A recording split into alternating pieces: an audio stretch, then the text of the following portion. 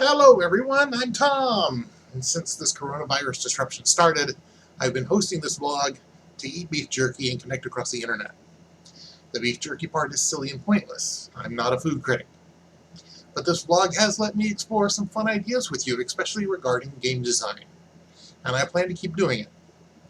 Turns out, my plans went by the wayside. I don't think I've done this in 3 or 4 weeks. But I'm back, baby, with new jerky and new thoughts. Today is the 27th of August, near the end of summer. This crazy, crazy summer of 2020. Good God, I hope 21 is better, because 2020 is pretty awful. And I'm sure you feel the same way, which is why you're watching a silly jerky video. But before we get to the main event, which is the jerky, I normally throw up a picture and I talk about something related to game design. And I'm going to narrow the focus, tighten the beam just a little bit.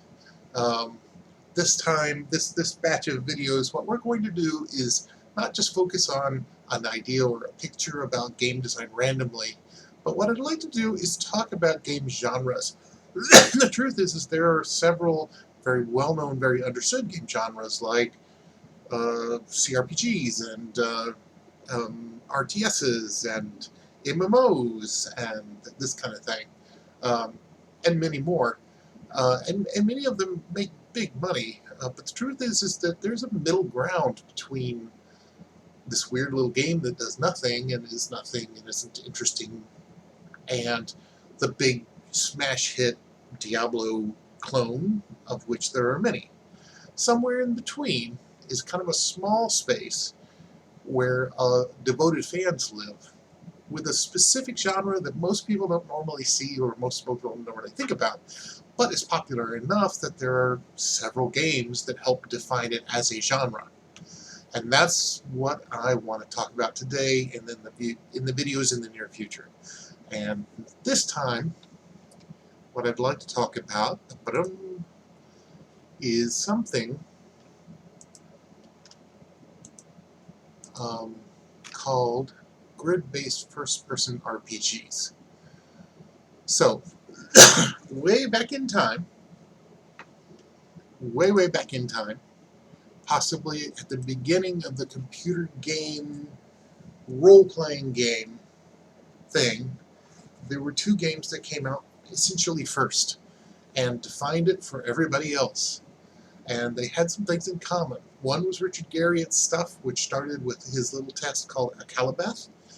And the other, of course, was Wizardry, which was nothing like a test, but the Surtech Software's amazing, mind-blowing start to the idea of taking Dungeons & Dragons onto the computer. Both of them had a very interesting pattern, which is that, at least in part of the game, you were dungeon crawling in first person. Now, of course, these were back in the days when computers were far too primitive to do anything really 3D.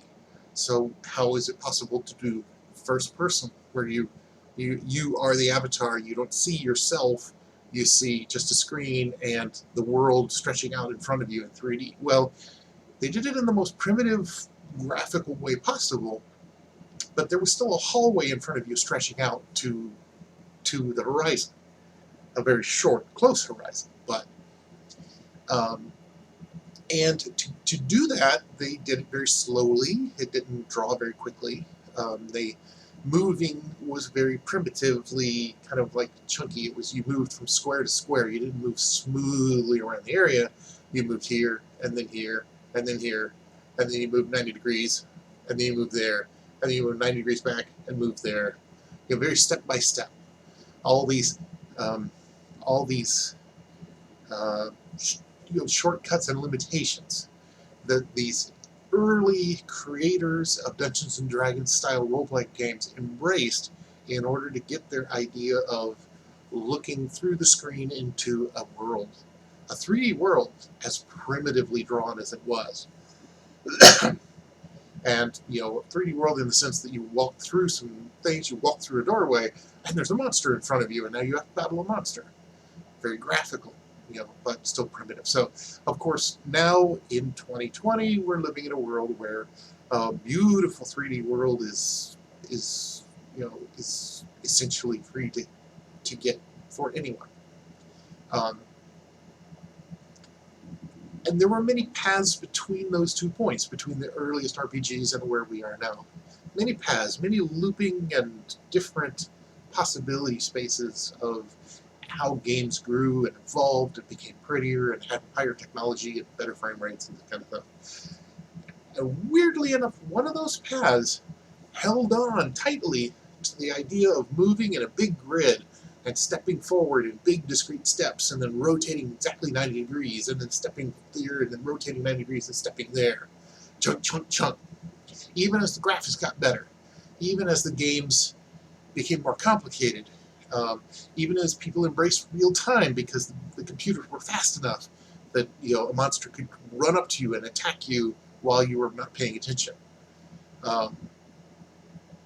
The basic concept of how you looked at the world and how you moved through this world in a very grid-like way, a certain little genre held on to that.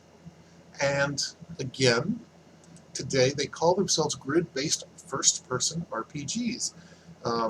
And some very notable games in that genre include Legend of Grimrock and its sequel, something called Dungeon Kingdom, Vaporum, Labyrinth of Aqueduct, Dungeon Hero, Stone Keep, several other kinds of games. Let's see here, Operation Babel and Grimoire. And one of the more interesting things I think about this particular genre of grid-based first-person RPG is that if you study, you will find that the original Wizardry game came to Japan and blew it up. There's not a single game designer in Japan alive who does not revere Wizardry and take it as kind of the root of things. So much of Japanese RPGs came directly from Wizardry. The ideas and the concepts and how things are supposed to look, how things are supposed to work. Not even one generation, but more than one generation of Japanese game designers was, their vision of what was designed by Wizardry. And because of that kind of game, which was heavy on stats and heavy on that kind of 3D grid-based world, has never not been embraced by Japanese developers. So while I'm showing you Legend of Grimrock here on the screen, a very popular and more modern, even though it's not that modern, actually it's been around for a long time and there are more modern ones than that, more modern grid-based first-person RPG. The Japanese have also been making a lot of them, and of course many of them don't ever make it to America. But it's 2020. Now they are. So I'm glad I had an opportunity to bring to your attention this lesser-known genre. It's not really an RPG, though it definitely is an RPG. It's not really a first-person game, though it is definitely a first-person game. It's not really turn-based, though it's, it muddies the water as much as any game I've ever seen. And there's a lot of them, enough to call it a genre. And I'm glad we could explore that together. All right, that's enough of that blah blah. Time for the main event. And the main event is brought to you now by Think Jerky. This is particularly beef jerky sweet chipotle.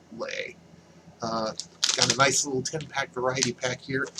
We both know how much we love variety packs, so let's get started. Chipotle, sweet chipotle. I'm a little worried because chipotle means hot, and I don't like hot very much, but we're gonna have to give it a try anyway. Got a trusty can of soda here, if this is too crazy. All right, I found a nice piece here. Okay.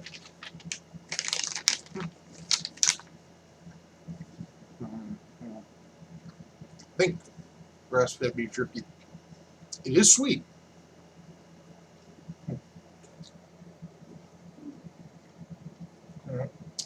Alright, here comes the fire. Still very sweet. Mm. Mm. Well, not bad. Keep waiting for the kick in the mouth. And it's there. I'm just not sure how much. Alright, well, as usual, I love to look at the mailbag, if there is any mailbag, and there isn't any because I haven't made any of the videos for a while, but I'm gonna. So I really appreciate your feedback, whether you post a comment on Facebook or on YouTube, or just hit the little notification button, the little bell, and subscribe. It's fine. I love hearing from you, and I think this is a journey we can go together, as well as, of course, as I said before, this is kind of this vlog of silly jerky beef thing is a record of 2020 that I wanted to keep for you and for me. Again, I appreciate you being with me today, and I'll see you next time. Bye-bye.